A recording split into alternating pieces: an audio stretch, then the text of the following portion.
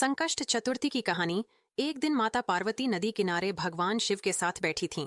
उन्हें चौपड़ खेलने की इच्छा हुई, लेकिन उनके अलावा कोई तीसरा नहीं था जो खेल में हार जीत का फैसला कर सके। ऐसे में माता पार्वती और भगवान शिव ने एक मिट्टी की मूर्ति में जान फूंक दी और उसे निर्णय की भूमिका दी। खेल में माता पार्वती लगातार 3 से 4 बार विजय हुई, लेकिन एक बार बालक ने गलती से माता पार्वती को हारा हुआ और भगवान शिव को विजय घोषित कर दिया।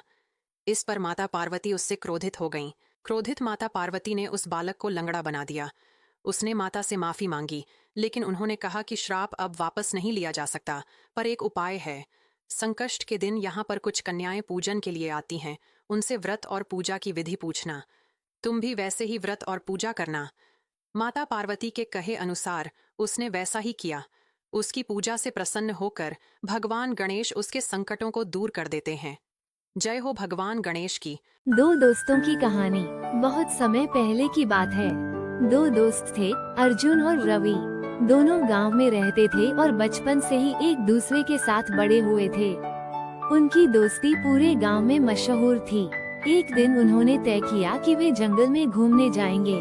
जंगल घना और रहस्यमय था, लेकिन दोनों को रोमांच पसंद था।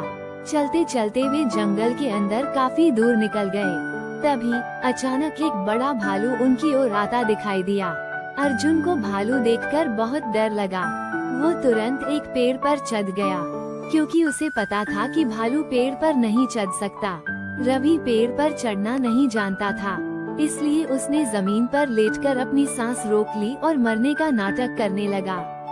भालू रवि के पास आया, उसे सूंघा और कुछ देर तक उसके चारों ओर घूमा। फिर भालू वहाँ से चला गया, क्योंकि उसे लगा कि रवि मर चुका है। भालू के जाने के बाद अर्जुन पेड़ से नीचे उतरा और रवि से मजाक में पूछा, भालू तुम्हारे कान में क्या कहकर गया?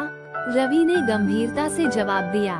भालू ने कहा कि ऐसे दोस्तों से सावधान रहो जो मुसीबत में तुम्हें अकेला छोड़ देते हैं। ये सुनकर अर्जुन शर्मिंदा हो गया और उसने रवि से माफी मांगी।